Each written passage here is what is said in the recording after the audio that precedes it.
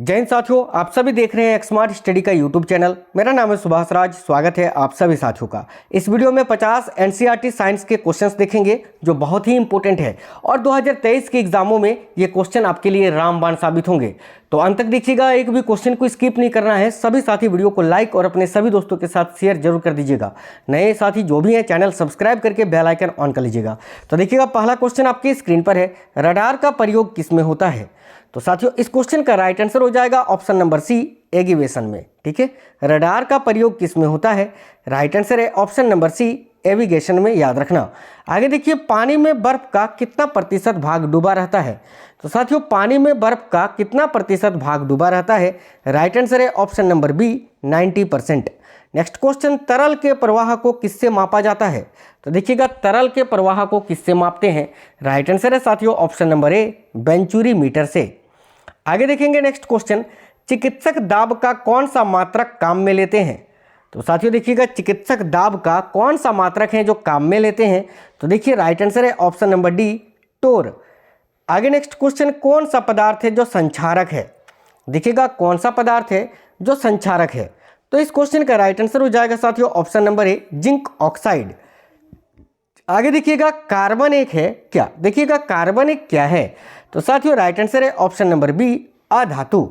आगे देखिएगा, क्यूरी किसकी इकाई का नाम है। बहुत ही इंपॉर्टेंट क्वेश्चन है ये, क्यूरी किसकी इकाई का नाम है। तो याद रखना है सभी को, ऑप्शन नंबर ए राइट आंसर है, रेडियोधर्मिता की। आगे देखेंगे, निम्नलिखित में से कौन सा कथन असत्य है, यानी इनमें से कौन सा कथन गलत है। चलिए चेक कर लेते हैं। पहला में है, प्रकाश संश्लेषण सूर्य के प्रकाश में होता है। बिल्कुल सही है ये। प्रकाश संश्लेषण में कार्बन डाइऑक्साइड का उपयोग होता है, ये भी सही है। प्रकाश संश्लेषण में ऑक्सीजन का उपयोग होता है, ये गलत है। तो ऑप्शन नंबर सी इस क्वेश्चन का राइट आंसर हो जाएगा। और चौथा में है, प्रकाश संश्लेषण में ऑक्सीजन बाहर निकलता है, ये भी सही है। ऑप्शन नंबर सी केवल गलत है, वही आपका राइट आंसर है। आगे देखिएगा, बंद कमरे में अंगीठी जलाकर सोने से मृत्यु का कारण क्या है। तो बंद कमरे में अंगीठी जलाकर सोने से मृत्यु का कारण क्या है साथियों। तो याद रखिएगा, कार्बन मोनोऑक्साइड जो काफ़ी जहरीला होता है, ये हमारे शरीर में हीमोग्लोबिन से अभिक्रिया कर लेता है साथियों। ठीक है, जो और हीमोग्लोबिन से जब अभिक्रिया कर लेता है तो हमारे शरीर के विभिन्न अंगों तक ऑक्सीजन नहीं पहुंच पाता है, जिससे इंसान की मृत्यु हो जाती है। आगे देखेंगे, निम्नलिखित में से कौन अधिकतम कुशलतापूर्वक सौर ऊर्जा को रासायनिक ऊर्जा में परिवर्तित करता है। तो राइट आंसर हो जाएगा साथियों, याद रखिएगा option number A correct answer है, क्लोरेला। याद रखिएगा। नेक्स्ट क्वेश्चन देखेंगे, गतिशील वाहन के अचानक रुकते ही यात्री सामने की ओर क्यों गिर पड़ता है। देखिए, गतिशील वाहन जब अचानक रुकता है तो यात्री सामने की ओर गिर पड़ता है, क्यों। याद रखिएगा option number C right answer है। यात्री के शरीर का निचला भाग रुक जाता है, लेकिन ऊपरी भाग जड़त्व के कारण गतिशील अवस्था में रहता है। ये न्यूटन के पहले नियम के कारण होता है, जिसको हम जड़त्व का नियम भी बोलते हैं। आगे देखेंगे, देखिएगा, किसमें अवशोषण की क्षमता पाई जाती है। तो राइट आंसर है ऑप्शन नंबर ए, चारकोल में। आगे नेक्स्ट क्वेश्चन देखिएगा, ये रही स्क्रीन पर, घरों में उपयोग होने वाले सूक्ष्म तरंग चूल्हों यानी माइक्रोवेव ओवन में निम्न में से कौन सा पद संबंधित नहीं है। तो देखिएगा, घरों में उपयोग होने वाले सूक्ष्म तरंग चूल्हों में देखिए, ये रेडियो तरंगे जो हैं, ये शब्द उपयोग नहीं होता है। ऑप्शन नंबर सी, रेडियो तरंग का कोई भी उपयोग नहीं होता है। Option number C right answer है। आगे देखिए, वेगमापी यानी टेकोमीटर का प्रयोग किसको मापने में किया जाता है। बहुत ही इंपॉर्टेंट क्वेश्चन है, टेकोमीटर से क्या मापा जाता है। राइट आंसर है ऑप्शन नंबर बी, घूर्णन गति। आगे देखिए, घरेलू विद्युत युक्तियों को इस प्रकार संयोजित किया जाता है जिससे क्या हो। तो देखिएगा, घरेलू विद्युत युक्तियों को इस प्रकार संयोजित किया जाता है जिससे उनको एक समान वोल्टता प्राप्त होता है। ऑप्शन नंबर बी, जिससे उनको एक समान वोल्टता प्राप्त हो। नेक्स्ट क्वेश्चन देखिएगा, जब एक ठोस पिंड को पानी में डुबाया जाता है तो उसके भार में ह्रास यानी जो कमी हो जाता है, यह कमी कितना होता है। तो राइट आंसर होगा ऑप्शन नंबर ए, विस्थापित पानी के भार के बराबर। नेक्स्ट क्वेश्चन, न्यूटन के गति के द्वितीय नियम के अनुसार निम्न में से कौन सा कथन सत्य है। तो देखिएगा, न्यूटन के गति के द्वितीय नियम के अनुसार निम्न में से कौन सा कथन सत्य है। तो ऑप्शन नंबर बी, इससे बल की परिभाषा प्राप्त की जाती है। आगे देखिए, तारों के मध्य दूरी को मापने की इकाई क्या है। तो साथियों, तारों के मध्य दूरी को मापने की इकाई क्या है। याद रखिएगा option number D, light year यानी प्रकाश वर्ष। आगे देखिए, शुद्ध पदार्थ में जब कोई अन्य पदार्थ मिला देते हैं तो उसका गलनांक पर क्या प्रभाव पड़ता है। तो तो साथियों देखिएगा उसका गलनांक जो है वो घट जाता है। ऑप्शन नंबर बी इस क्वेश्चन का राइट आंसर होगा। आगे देखिए, माइक्रोफोन के द्वारा ध्वनि ऊर्जा को परावर्तित किया जाता है किस ऊर्जा में? याद रखिएगा, माइक्रोफोन के द्वारा ध्वनि ऊर्जा को विद्युत ऊर्जा में परावर्तित किया जाता है साथियों। ऑप्शन नंबर ए राइट आंसर है। आगे देखिएगा, कौन सी कोशिका है जो प्रतिरक्षी पैदा करती है?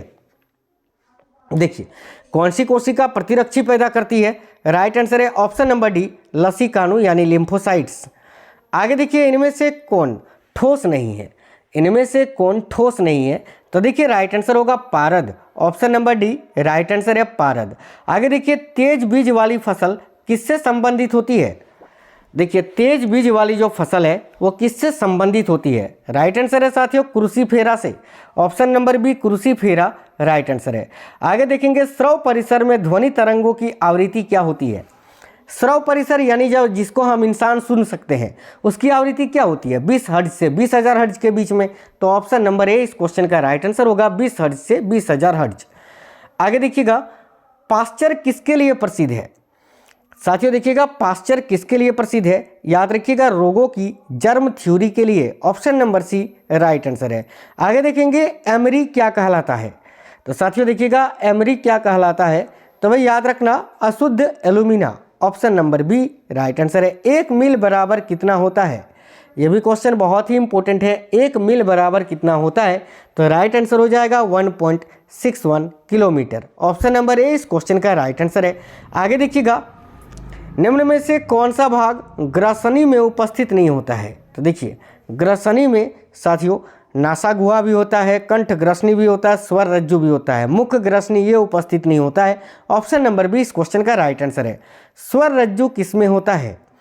तो देखिए, स्वर रज्जु किस में होता है? तो कंठ में। ठीक है, याद रखिएगा कंठ। Option number B right answer है। नेक्स्ट क्वेश्चन देखिएगा, निम्न में से एक आनुवांशिक रोग नहीं है। तो वह देखिएगा, निम्न में से कौन सा एक आनुवांशिक रोग नहीं है? तो राइट आंसर होगा साथियों ऑप्शन नंबर सी मस्तिष्क ज्वर। देखिए, डिजिटल कंप्यूटर की कार्य पद्धति किस सिद्धांत पर आधारित है? बहुत ही इंपॉर्टेंट क्वेश्चन है। डिजिटल कंप्यूटर की कार्य पद्धति ये किस सिद्धांत पर आधारित है? याद रखिएगा option number C right answer है गणना एवं तर्क पर। आगे देखिए, मिथाइल अल्कोहल का रासायनिक सूत्र क्या है? देखिएगा, मिथाइल अल्कोहल का रासायनिक सूत्र क्या है? तो साथियों ऑप्शन नंबर ए राइट आंसर है। याद रखिएगा CH3OH। चलिए आगे, इथिलीन सल्फर मोनोक्लोराइड के साथ प्रतिक्रिया कर कौन सी विषैली गैस बनाता है? तो देखिएगा, इथिलीन सल्फर मोनोक्लोराइड के साथ प्रतिक्रिया करके मस्टर्ड गैस को बनाता है साथियों। Option number B right answer है मस्टर्ड गैस। आगे देखिए, उत्तल लेंस के लिए सत्य कथन कौन सा है? तो याद रखिएगा, उत्तल लेंस के लिए option number D right answer होगा। कॉन्वेक्स लेंस के लिए देखिए, यह जो है बीच से मोटा होता है और यह किनारे से पतला होता है, यानी ए और बी दोनों ही सत्य है। तो option number D right answer है। आगे देखिए, लेंस के दोनों गोलीय पृष्ठों के वक्रता केंद्र को मिलाने वाली रेखा को क्या कहते हैं? देखिए, लेंस के दोनों गोलीय पृष्ठों के वक्रता केंद्र को मिलाने वाली रेखा को क्या कहते हैं? देखिएगा, राइट आंसर हो जाएगा ऑप्शन नंबर बी मुख्य अक्ष। आगे देखिए, पौधे, देखिए पौधों व पेड़ का खाना तैयार करने की प्रक्रिया क्या कहलाती है?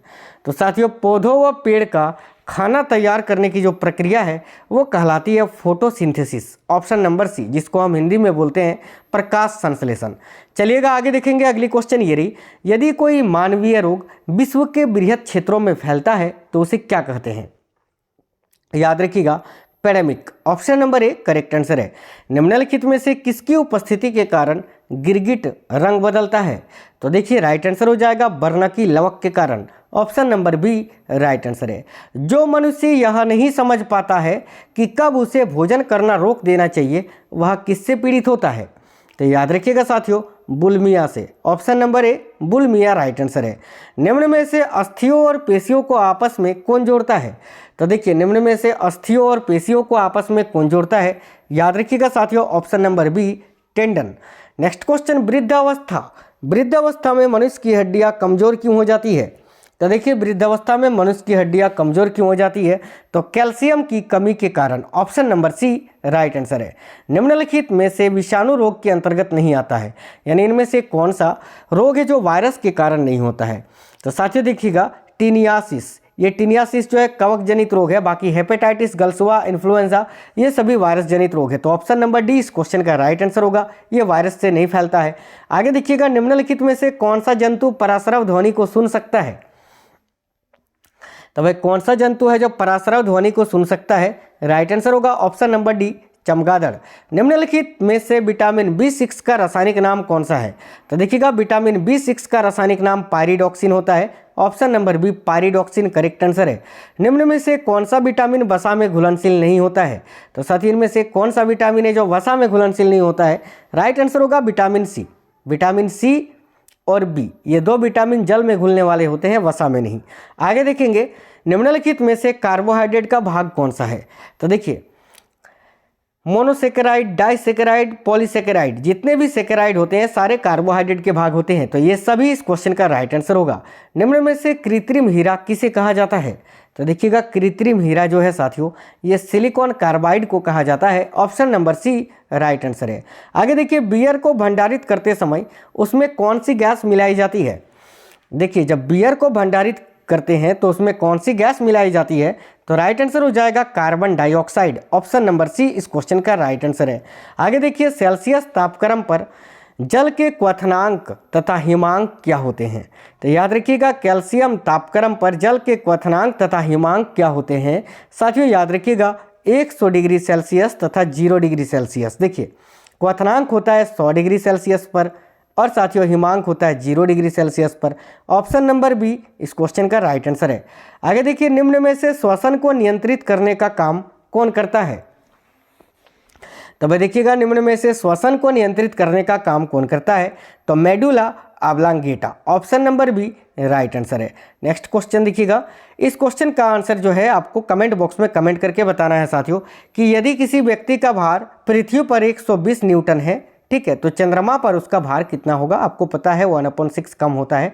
चलिए, इससे ज़्यादा मैं नहीं बताऊंगा, अगले वीडियो में आपको इसका आंसर बता दूंगा। अगर आप लोग बना सकते हैं इस क्वेश्चन को तो कमेंट बॉक्स में कमेंट करके बताइए कि पृथ्वी पर साथियों 120 न्यूटन है तो चंद्रमा पर उसका भार क्या होगा। ठीक है साथियों, वीडियो को सभी साथी लाइक और शेयर जरूर कर दीजिएगा। मिलेंगे अगली वीडियो में, तब तक स्वस्थ रहें। जय हिंद, सभी को वंदे मातरम। जय हिंद।